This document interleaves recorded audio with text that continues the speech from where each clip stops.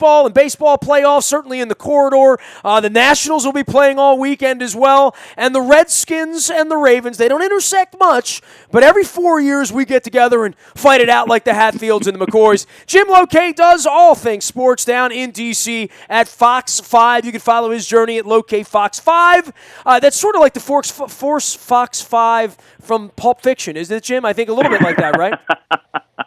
Yeah, pretty much. Well, I mean, you guys have your hands full, certainly. And the Redskins were supposed to be better than this, right? So this Redskins version that's coming up to Baltimore this weekend, as a Ravens fan, I feel like, well, they better win this game, especially after losing the game to the Raiders on Sunday.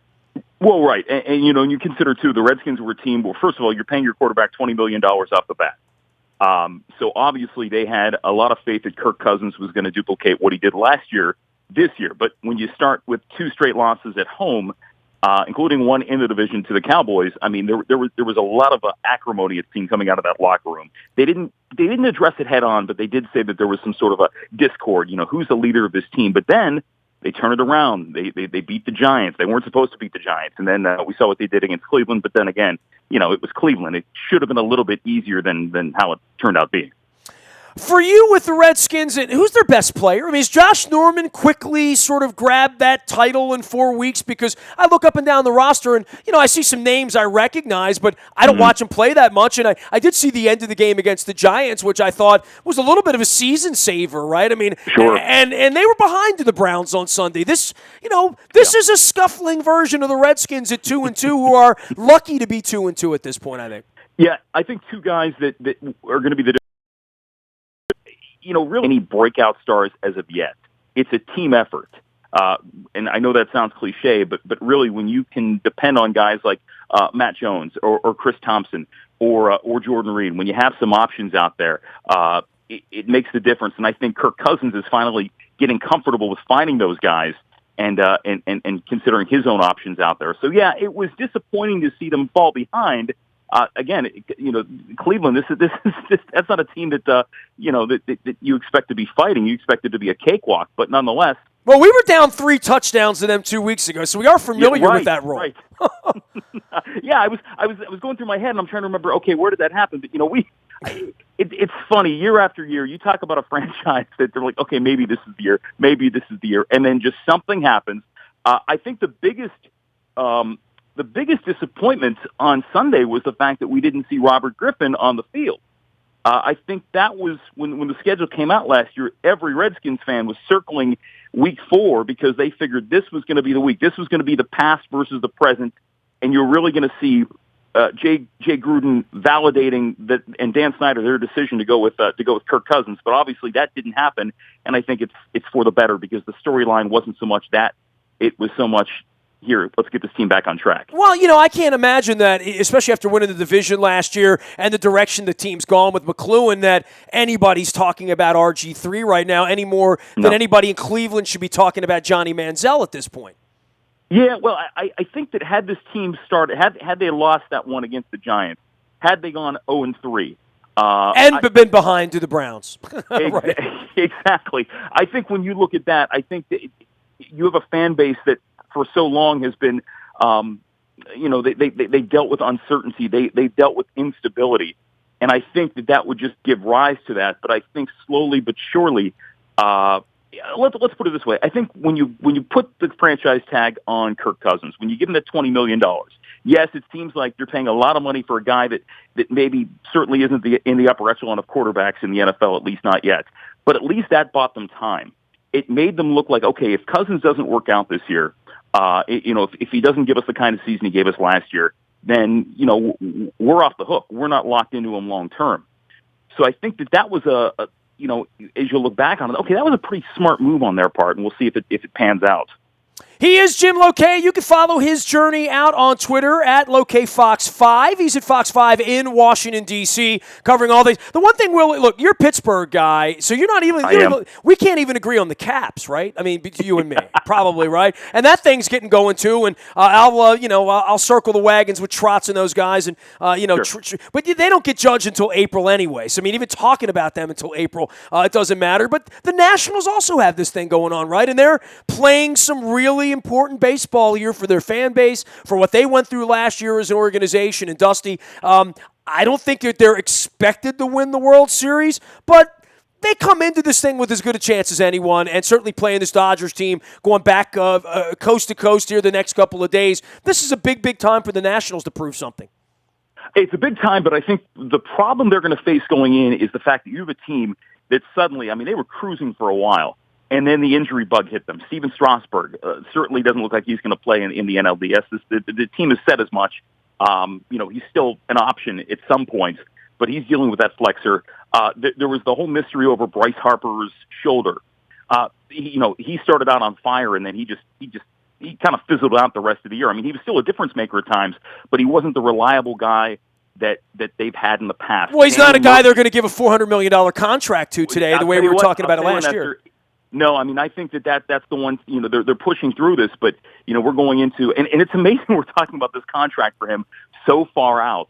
But, I think as we approach that point, I mean, this is going to be really something you're going to look at. And, okay, this whole shoulder issue, Daniel Murphy, which was a brilliant pickup when you consider just what a difference maker he was for this team, had a buttocks injury. So I think when you look at these guys, I mean, and Wilson Ramos, you can't forget him. I mean, just losing him last week when he tore his ACL. Yeah, that is something. I don't know how you replace him. I mean, we had a couple of years ago, we lost Markakis before the playoffs. Right. Certainly Chris Davis and Wieters went down a couple of years ago, and Machado as well. It's hard for Cleveland, for the Nationals. Several of these teams are sort of hobbling into the postseason with injury issues, and that is disconcerting. When your best players aren't available in October, it's hard to win these because they're evenly matched. You're going to see good pitching every night. You're going to see good baseball teams every night, and as you know, we don't see that during the regular season. No, and what's working in the Dodgers' favor is the fact that Kershaw is sort of. He's come back from that back injury that he had a little while ago. He's going to pitch. He's going to pitch Game 1. It looks like he's going to go up against Max Scherzer. So I mean, when you talk about pitching, I mean it's going to be an exciting matchup in that way. But again, you have these pieces of the puzzle. Murphy's going to play. He's been pinch hitting for the most part the last couple weeks of the season. So I mean, they're going to get him out there. They're going to get him out there on the field. But is there going to be rust? I mean, granted, you already played 150 some games, but when these games count. But then again, think about Murphy being able to turn it on in the postseason. If he can duplicate what he did for the Nationals, what he did for the Mets, aside from the fielding miscues that many say cost the Mets last year, I think that's going to be a major turning point. So it's going to be fun to watch. I mean, I think that you mentioned about the Nats not necessarily being favored or being viewed upon as a World Series contender.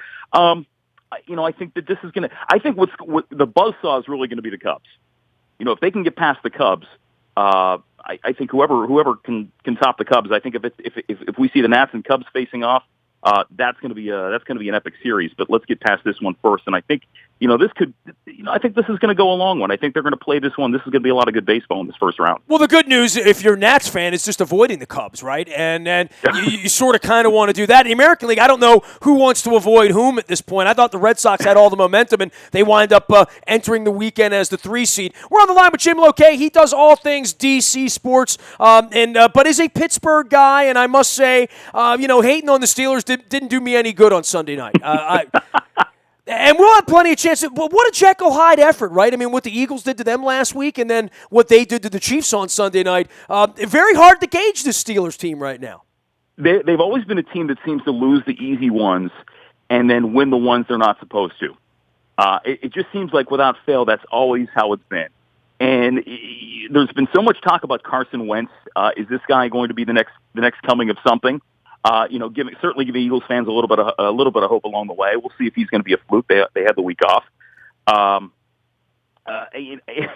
Roethlisberger, though, I think hate on him all you want, and I do. And certainly, I think if you look at some of his off the field behavior, it's certainly warranted. He's a changed man, I think, but he's a heck of a player. And I think what's nice to see for the Steelers is when you get Le'Veon Bell, who's stupid. I mean, the fact this guy should have not have, he doesn't know better. I think that was a purely selfish thing he did by refusing that drug test and really just hanging this team out to dry for a little while. But once again, they didn't do too bad without him, aside from the Eagles game. And the Patriots didn't do bad without Brady. I mean, you can get by for a little while, but you can't get by for a season. Hey, Dallas is getting by without Romo right now. I mean, it's there have been some incredible stories in the NFL this year. And I think that's why every year when you go into the NFL season, you love the surprises. I think because you have such a short season and you have the ability for some modicum of parity where you see different teams surprise you year after year. I think that's why the first couple weeks of the NFL. Yeah, I think you look at the first couple weeks, you see who's the breakout, and then you go look at the last 4 weeks of the season and what they do with that momentum. I think that's why this is really an exciting time, and I'm really anxious to see what they end up doing in Dallas with Dak Prescott when Romo comes back. Because really, when you think about it, if you have this momentum with Dak Prescott, why would you go back? Because you're paying him $25 million a year, and he was your guy. I don't know. Right? I know, man. But you just think about this is a team. The Cowboys year after year. Something happens with Romo. I mean, this seems just to be an anomaly in that Romo got injured early on as opposed to later on in the season. That's a foregone conclusion. Redskins going to come up and win in Baltimore on Sunday, Jim? I think it's going to be a tough one. I think that if the Ravens can contain, Matt Jones, if you can stop the run, which they've done a good job of, it's one of the things that's right. been pretty consistent through a quarter of the season. And I think when you look at that game, on Sunday, that's one thing that they were really able to exploit with the Browns. The Browns weren't able to stop Matt Jones. They weren't able to stop Chris Thompson. And I think that if you stop the run and you got to make Kirk Cousins think and air it out, I think that it's a good possibility that the Ravens are going to walk out of there with a win. But we'll see. I think it's going to be an interesting matchup regardless. I think that certainly the Redskins have some mojo going in. I think that they got their swagger back, or at least if you want to call what they have swagger. Hard to have swag when you're 2-2, but I hear you. I mean, they have won two in a row. Well, I think it's easy to get. I think sometimes Cousins is a pretty humble guy. That moment was one of the all-time greats, right? What's that? You like that moment, right? Oh yeah, absolutely. I think we were. I think that's if anybody remembers anything from last year, that's it. And it was all about a cameraman rolling at the right moment and grabbing that, and it was sort of so out of character for him. But, I don't know if we're going to have another moment like that this year. I think he's, win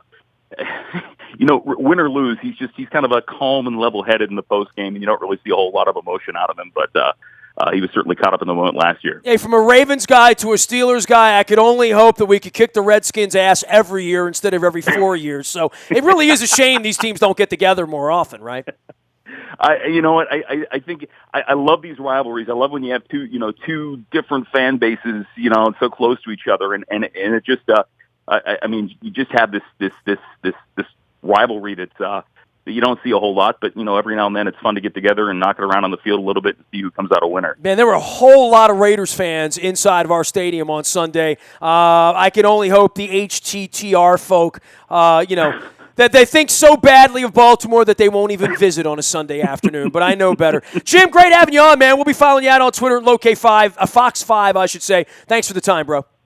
Absolutely. Talk to you soon, Nestor. You have a great week. Jim Lokay from Fox 5. He is Lokay, Lokayfox 5, number 5, out on Twitter, as well as at Fox 5 DC. Say Fox 5 too much. I really do think the Pulp Fiction, Mrs. Mia Wallace and all that good stuff in the Fox Force 5. Yes, Fox Force 5. That's what it was.